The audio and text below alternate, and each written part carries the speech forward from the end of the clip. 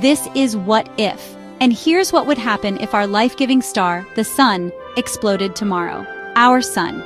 It's the undisputed king of our solar system, a colossal sphere of incandescent plasma so large you could fit over 1 million Earths inside.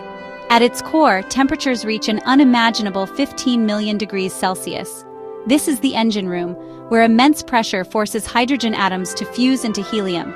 This nuclear fusion unleashes energy equivalent to billions of nuclear bombs every second.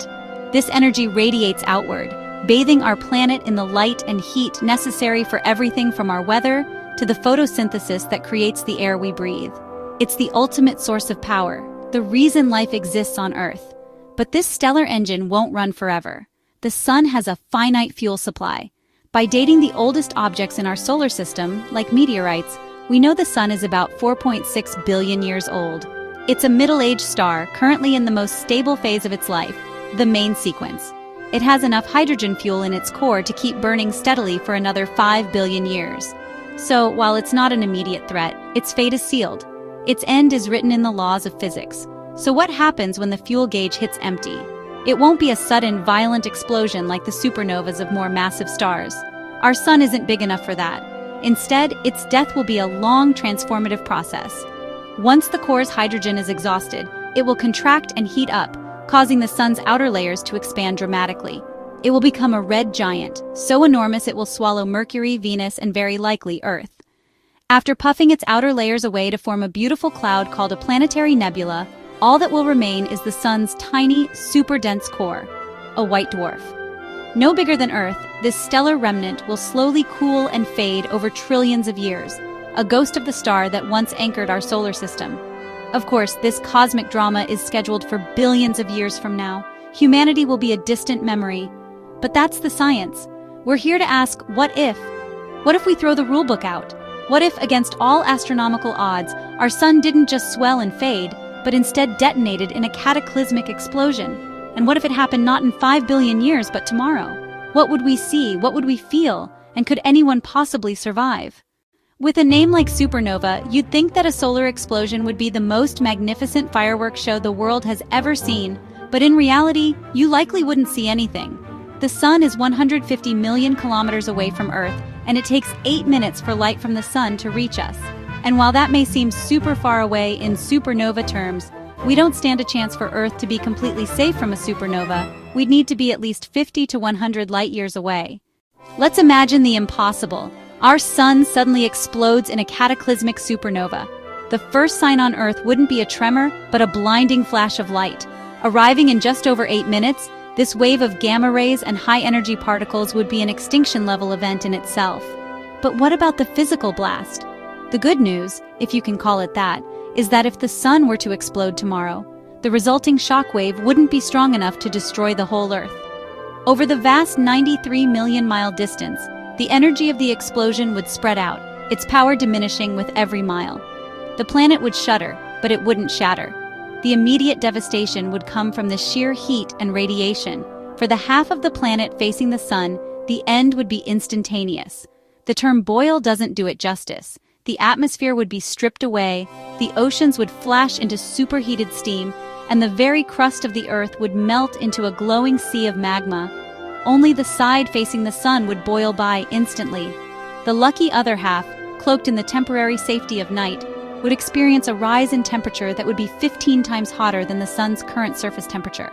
The blast's energy would wrap around the globe, creating an atmospheric inferno. The air itself would become a superheated plasma, igniting global firestorms that would incinerate anything left, ensuring no corner of the planet's surface is spared. And then, after the fire, comes the cold and the dark. The light of our star, the engine of all life, would be gone forever, plunging Earth into a permanent darkness. Photosynthesis would cease, triggering the complete collapse of every food chain. Worse still, the explosion would obliterate the Sun's immense gravitational pull. And without the Sun's mass keeping us in orbit, Earth would likely start floating off into space, a rogue planet cast adrift in the chilling void. Any remaining inhabitants, perhaps theoretical survivors in impossibly deep subterranean shelters, would be passengers on a dead world, while its remaining inhabitants desperately struggle to stay alive using only the planet's fading geothermal heat. In the cosmic lottery, there is a chance that our planet could lock into orbit around another star. But the journey through the interstellar medium would take millions of years.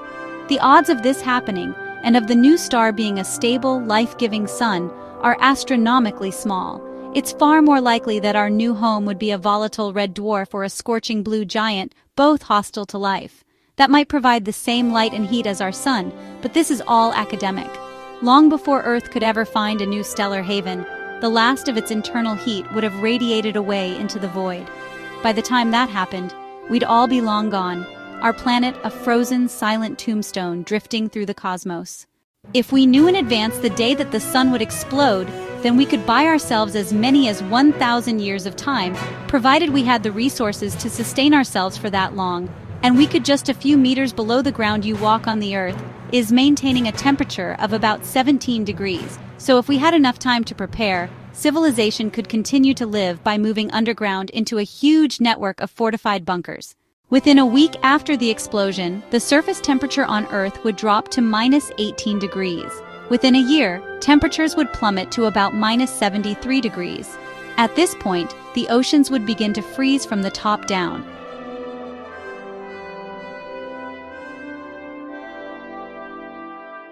Within 1,000 years, Earth's atmosphere would freeze and collapse, leaving anything left on the surface exposed to cosmic radiation and meteor impacts. Hopefully, by that point, we'd have found ourselves a new home. The good news is that the sun's eventual demise won't be a sudden, explosive event. It's not going to happen overnight. Our star is currently in the most stable phase of its life, the main sequence, diligently fusing hydrogen into helium in its core. This process creates a perfect balance. The outward pressure from fusion counters the inward pull of gravity, keeping our star stable. But this cosmic fuel tank isn't bottomless. In about 5 billion years, when the hydrogen in the core finally runs out, the sun's long, slow, and transformative death process will begin. Without its primary fuel, the fusion engine in the core will sputter. Gravity will win the long-standing battle, and the core will begin to collapse under its own immense weight. This compression will cause its temperature to skyrocket. While the core itself shrinks, this new heat will radiate outwards, pushing the sun's outer layers to expand like a colossal balloon. The sun will get hotter at its center, but its expanding surface will cool, shifting its color from brilliant yellow-white to a smoldering red. It will enter its next life stage, a red giant, and giant is an understatement. In its red giant phase, the sun will swell to over 200 times its current size, engulfing the inner planets. Mercury and Venus will be vaporized. Earth's fate hangs in the balance. It may be swallowed whole, or its orbit may drift outwards. But safety is relative. Even if not consumed, our world would be scorched into a barren molten rock, its oceans boiled away. The habitable zone will shift outwards, perhaps briefly warming the icy moons of Jupiter and Saturn, but it will be a fleeting spring in a dying system. As a red giant, the sun's grip on its bloated outer layers will be tenuous. Powerful stellar winds will blow these layers of gas and dust out into the cosmos. This isn't just a loss, it's a gift. During this phase, the sun will have started fusing helium into heavier elements like carbon and oxygen, the very building blocks of life. These newly forged elements will be cast off, forming a vast glowing structure known as a planetary nebula. This is the universe's ultimate recycling program, seeding the cosmos with the ingredients for future creation. This material will drift through the galaxy, eventually mixing with other interstellar clouds to form the next generation of stars and planets. In the same way that ancient stars provided the raw materials for Earth, our sun will contribute to some future world. Who knows, maybe new life could form, built from the atoms that once made up our home. It's hard to predict how our galaxy might look billions of years from now, but it's a powerful reminder of the cyclical nature of the cosmos. And what of the heart of our solar system? After shedding its outer layers, all that will remain is a white dwarf, an Earth-sized core of ultra-dense carbon and oxygen, glowing with residual heat. It will be a stellar ember, slowly cooling over trillions of years. And it's especially hard to imagine our solar system without the great golden anchor that keeps us all together, reduced to a faint cinder, with its remaining frozen planets drifting in the eternal darkness. But one day, in the very, very distant future, the sun will expand and then it will shrink, maybe leaving room for a new start to take its place. And if by some miracle humanity still exists at that point, Where might we be living? Can you imagine your descendants being born on a space station? Well, that's a story for another. What if,